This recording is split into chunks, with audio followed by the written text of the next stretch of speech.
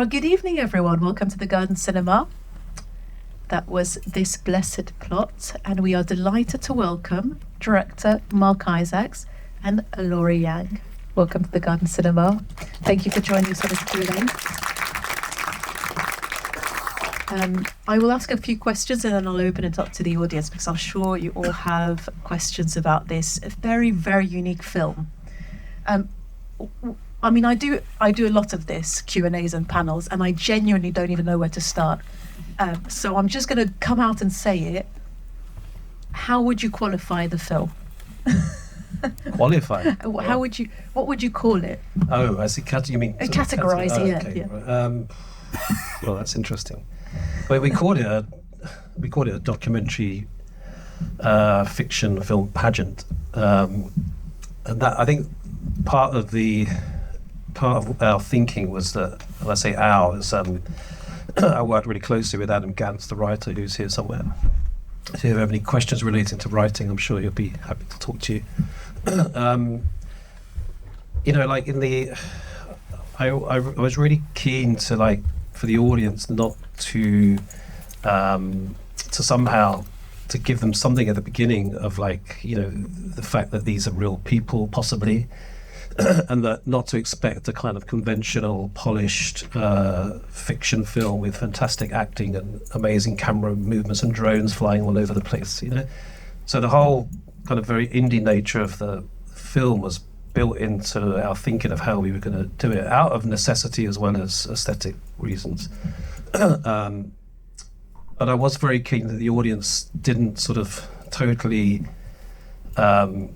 suspend their disbelief. I wasn't asking the audience to suspend their disbelief. So playing around with these gaps in between where you're thinking about who these people are and maybe enjoying them playing versions of themselves. So it's hard to categorize in that sense because I don't really know if there is a category, but that's sort of the space that we were in and that we were interested in is thinking, well, what could we do, that would be innovative with these people. It's I saw it very much as we almost created brought these people together with all the myths and the myths of the town into a kind of a kaleidoscope of trying to kind of raise questions about storytelling and myth and England in some ways. Well, that's what I was going to say. I mean, I've seen Lift, which is I guess the film that launched your career really, and your other work there's always this strand of I feel like what ties your work together is this genuine interest you have in people's stories, in discovering people's stories. So, but you started from pure documentary form, I guess. So how did you come up with the idea of suddenly injecting some heightened, I guess, fiction into it? Yeah. Some dimension. I did start with documentary, but then I also sort of didn't as well. In the very early days, I worked with Pavel Pawlikowski, who was gone on to make Ida and Cold War, big films. But he was when I was working with him, he was at the BBC, and he made a 40-minute film, which I was his assistant on, and he was working with sort of real people. They were sort of playing themselves. But more than that, my exposure to documentary would have been like anybody else's, like watching stuff on Channel 4 and when Channel 4 was good, and stuff like that. And I had a very sort of not journalistic, but a very classic sort of TV approach to it. Then I met Pavel, and it sort of opened up. It was like a film school, really, just working with him. Probably much better than going to film school because you didn't have to actually make anything or prove myself. I could just observe and learn what was going on. But he really changed my way of thinking about film. So even when I made The Lift, which came out of a film I worked on with him called Last Resort, one of the locations in that film was a tower block, and we were going up in the elevator all the time. And even in that film, I arranged lots of things, but the audience wouldn't have a clue that they're arranged. So whilst things happened accidentally and serendipitously and by chance, there was also a lot of arranging. Like in that film, there's a couple of flies in the lift. I went and bought them from a pet shop and put them in there because I was bored and thinking about, what am I going to cut away to? How can I pass the time, sort of thing. So I'd always, like from the very early days, like not been the kind of observational filmmaker that maybe, I don't know, this term observational is always very confusing, isn't it? People call everything in documentaries, it's observational, but of course it's not really anyway. But I've always been really interested in what the camera does to the situation. When you're there with the camera, what does it provoke, Fast forwarding 20-something years to this, I think the change is really, my interest in people is exactly the same, but the way of telling stories is different, I think, because I feel like the world has changed so much that it's impossible to, I think it's kind of impossible to make normal documentaries these days. I know people still do, but even if you film something and you really, believe it's authentic, you have no idea, the audience can't receive it in the same way anymore because you can't trust images, And I'm really interested in this question. So that's sort of where I've got to, which I think is partly to do with personal things of like, not wanting to repeat myself and make films in the same way, but also after 20-something years, the world changing, and image making changing. I mean, it's incredible to think how much, like when I first started, there was no YouTube, So it really has kind of spanned that change. Yeah, that makes sense. I want to talk a bit about Laurie as well and your involvement in the film. So at what point, Laurie, did you get involved in this particular film? And at what point did you think, right, I'm going to ask Laurie to come in as the filmmaker in the film? I think it comes from Marc saw my film and she's interested in my graduation film, and then he asked me do I want to participate in his new film and taught me the story of like so many characters, so many stories that I'm quite confused. But you were confused. Yes, I'm confused like in real life and in the film, to be honest. Like this is the first time I saw this cinema cut and I'm still confused.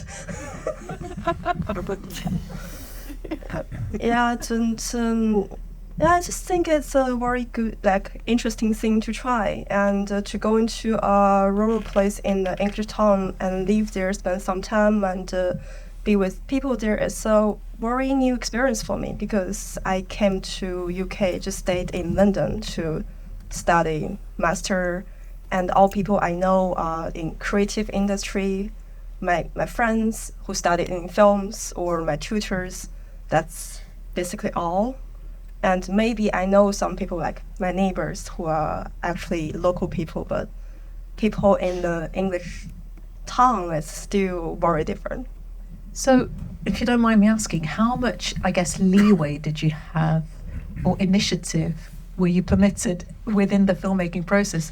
Was there any point at which you said, right, I want to ask this question, or I want to find out more about this person, or I'm going to do this, that wasn't, I guess, in Marc's directions or script? I can't remember quite clear, but when I saw the film today, I remember like there are some conversations that's like just came out like naturally, like spontaneously, like when I saw Kissed Museum of the shorts. And Aaron Ramsey's. Yes, that was my sincere question. And but he's here, by the way, as well, just so you're aware. Somewhere it's so dark up there. Oh, there he is. Hey. But legend. But like the question of like more deep question, like is this a way of stopping time? It's not. For example, it's not my question. It's like a script question. Yeah, I think that there was a lot of Adam. Adam and I would discuss like constantly throughout the year of making the film each possible scene, and Adam then would then go away and write dialogue, and we would try it. And most of the time, it was as written, more or less. There were some things that happened by complete accident. The weird thing is, I've completely forgotten what's like. I can't remember now whether the when Uncle says about, I've had enough of that to last me a lifetime, about eating porridge, whether that was written or not. Do you remember, Adam? I think it was better than I wrote. Actually. Yeah, I think he might have come up with it. I think that was improvised, by Uncle at that moment, But we also had lots of conversations with Laurie, for example, about what she was interested in or what might work more generally, and lots of the kind of those conversations certainly made into writing the character. But for example, I can remember being in the car, we had scripted that Keith was going to recite John F. Gordon's speech, and we were saying to Laurie, what might you do in response, and we had various ideas, and I think it was kind of devised in the car out to Thaxted. Laurie suggested singing "Oh, What a Beautiful Jasmine's Flower," and she did it, and it's very beautiful, But I think the line "Everybody loves their country" was written, but what she might find as the right response was something that was devised and improvised and really driven by Laurie. Well, one of the things we did do was that I was quite keen for Laurie to go to Thaxted and just spend some time there on her own with her small camera. So I proposed this idea to Laurie slightly tentatively, wondering whether she'd be up for it, and she was even more than up for it, and went there and stayed there for 3 or 4 days. That's when she filmed the altercation in the pub, and we built some of that stuff into the film, because we always had this idea that that what Laurie films there could shape the narrative in some way. So we were quite open to that kind of, and you came back with lots of interesting material with sort of drunk Englishmen mainly. I think you stayed in a pub, didn't you, above the pub? In the pub hotel. And so we were interested, but there were other things where Laurie would just tell us, like, I wouldn't do that, and then it was off. We just thought, okay, that's fine, There's so many great moments of humour in the film. So it's lovely to see what was sort of spontaneous and improvised, what was scripted. I'm aware I've been talking quite a bit, so I want to make sure I give enough time for people to ask questions. So do we have any initial remarks, questions, comments in the audience? We have a roving mic, so don't be shy. We've got a question in the 4th row. Thank you. Hello. Why Thaxted? It's pure coincidence, really. At one of the very, very early seeds of this idea was to do something else with Keith, because he'd been in a previous film of mine where he'd played a character that was removing my garden fence to replace it with a new one. And he had recently moved out there, or maybe a couple of years previously, to Thaxted. So I went to talk to him with Adam, and Laurie came along to one of those visits in the early days. And we were talking to him about the idea of whether he'd be interested in playing a character where, the grieving the loss of his partner. I remember we'd done some test shooting on my mobile phone. They popped up the other day, those little shots.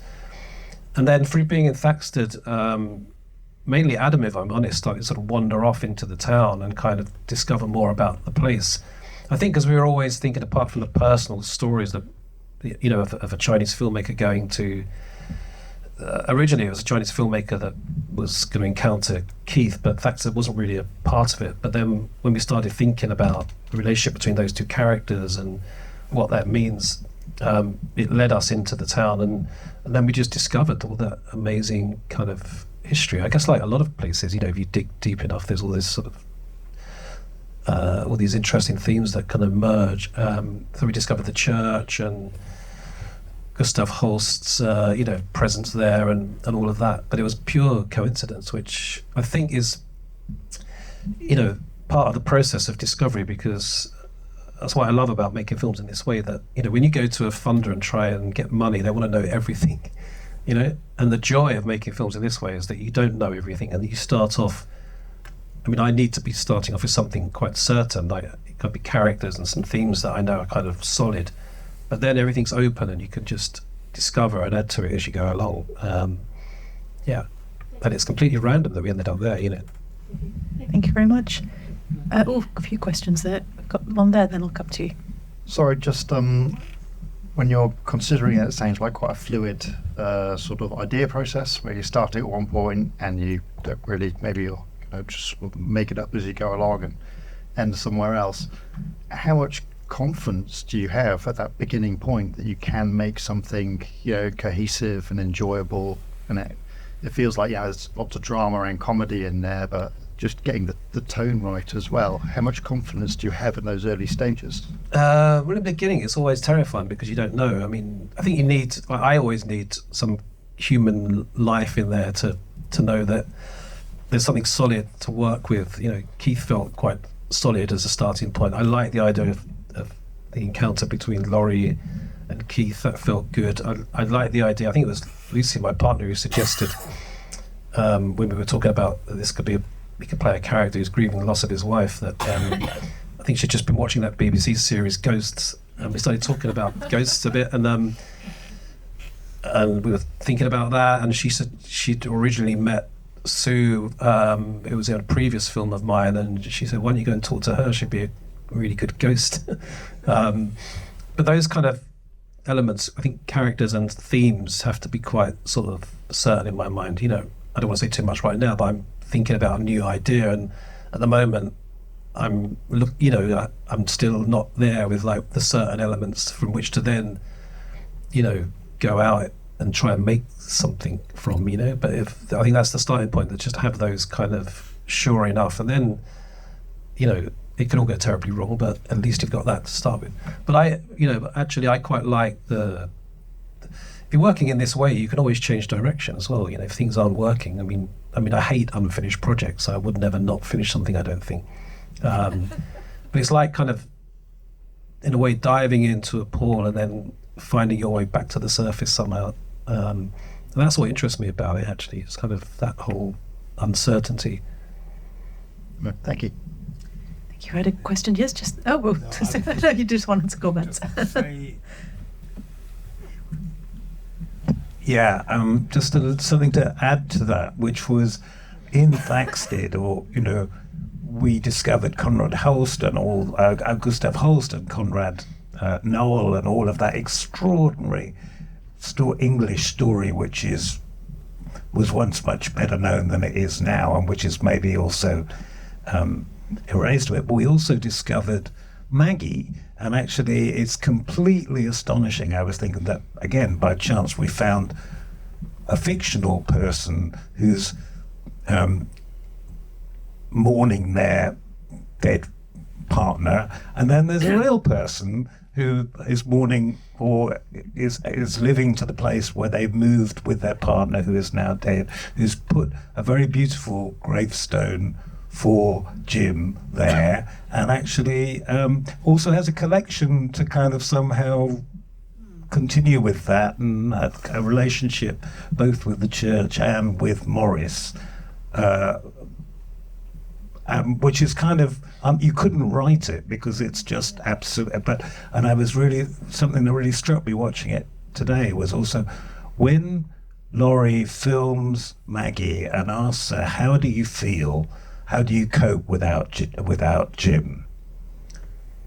Is she acting or not acting? Do you know what I mean? It's really interesting to ask her that question and see someone think about that, And I think it's profoundly important to kind of recognize the seriousness of the emotions and the relationship between, love is a really strong thread in the film.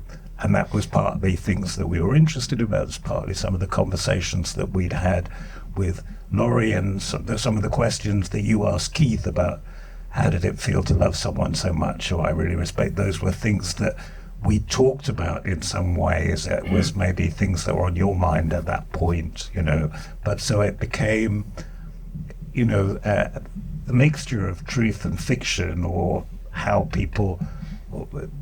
It's partly a process of constant conversation between Mark and I outside the film, but also in the film, and you start finding when things start to sing, when things really feel that they're in tune, and if you've made a mistake, you can always do something else. But Laurie probably has something to say.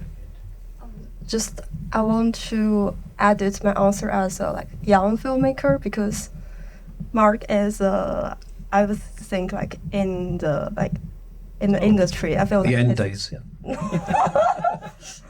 It's I more related to this question because you don't have established work and you started from nowhere and you just maybe graduate student or even don't have a degree in film, and in this industry no one recognizes you, don't directors prefer work, and this is really easy to doubt yourself. This is a story worth telling.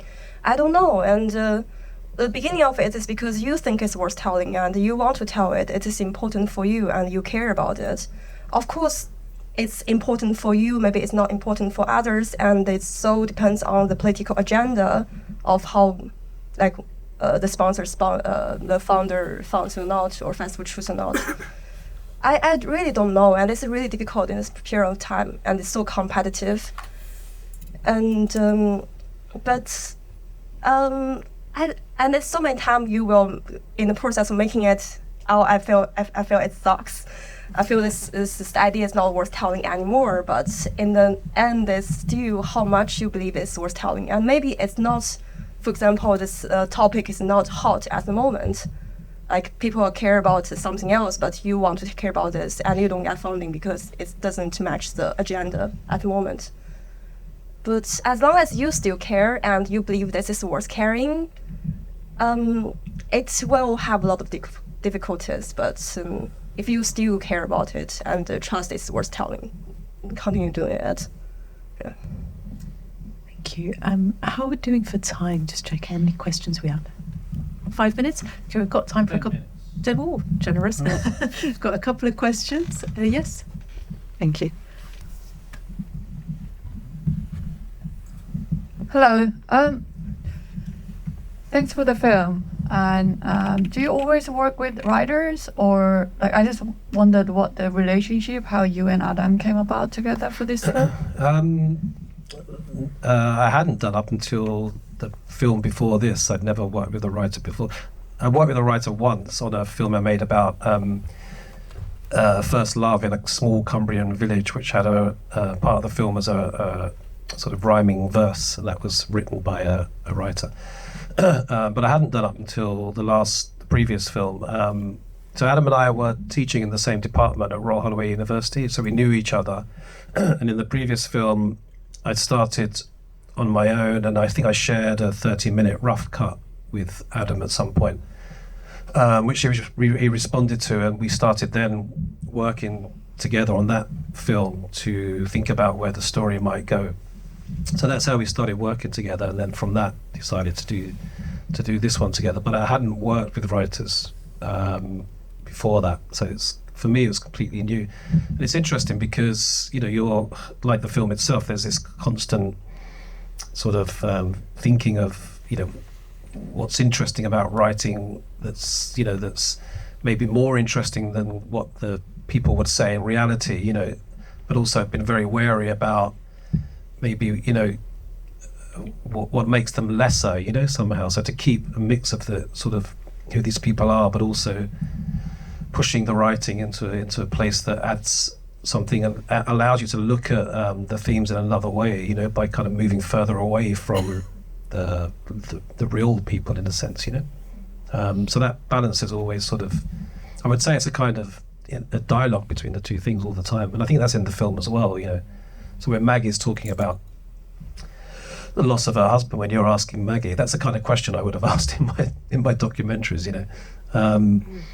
to her, that would be a classic documentary scene that I would have probably shot with her in another film, So it was interesting doing it in a way where Laurie's asking the question, and asking questions that Laurie would ask, and then thinking about, like Adam says, is she, what's sort of fiction in her response there and what's real? I mean, you can't really tell, of course you can't, because it's sort of, she's clearly thinking about her husband when she's talking about that, or at least you think she is, but maybe she's not, maybe she's think about the weather. You know, who knows?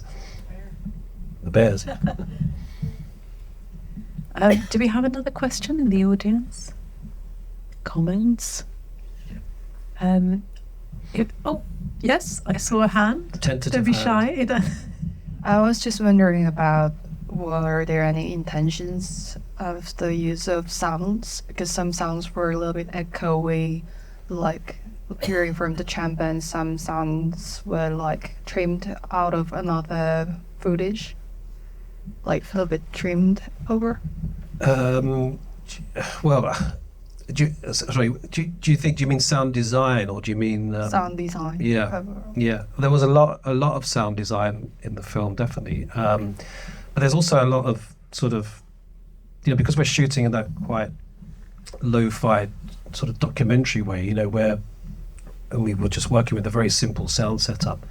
There's a lot of sound that's raw, it's quite rough. But I quite like all of that imperfection. But then and it maybe relates to the two things of like the authenticity of the sort of documentary, if you like. On the other end of the spectrum, there's a lot of sound design. Of course there is. When Keith's on the street at night, that whole sequence where he's hearing stuff and layered sound of voices, and it goes really far the other way. I think a lot of that was also shaped by the discovery of that Gustav Holst lived there, and his planets he saw as like a musical portrait of that town. He referred to it in that way. And once you start then putting that really dramatic music in there, of course it shifts it into another space entirely, which is both humorous and slightly bonkers. It's kind of it all goes a bit kind of mad. But yeah, a lot of sound design. We spent quite a bit of time working on the sound and thinking about what bits should be. Like even stuff like when the scene where Keith's talking about his father in his museum.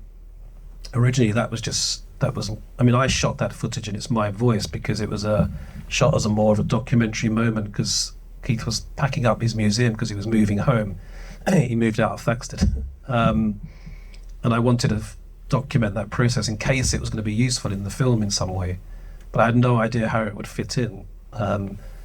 And the way we got it to work was to replace my voice with Laurie's voice, which I don't know whether you're aware of that when you watch it or not. But that's how we worked with sound as well in that way. Really good to hear. Thank you so much. I think that's what we've got time for. Thank you very much to our guests, Marc and Laurie. Thank you for joining us for this Q&A. Everybody. Thank you to everyone who's joined us for this screening of This Blessed Plot. Please spread the word if you enjoyed the film. It's a very unique and very rich film with so many layers. I genuinely didn't know where to start with it. I mean, I think for me, I love the humour in it, but I also love the mythology and the exploration of folklore, and very, very rich film. Please do spread the word, and thank you very much. Thank you to my colleagues, and have a good evening, everyone. Big round of applause to our guests. Thank you.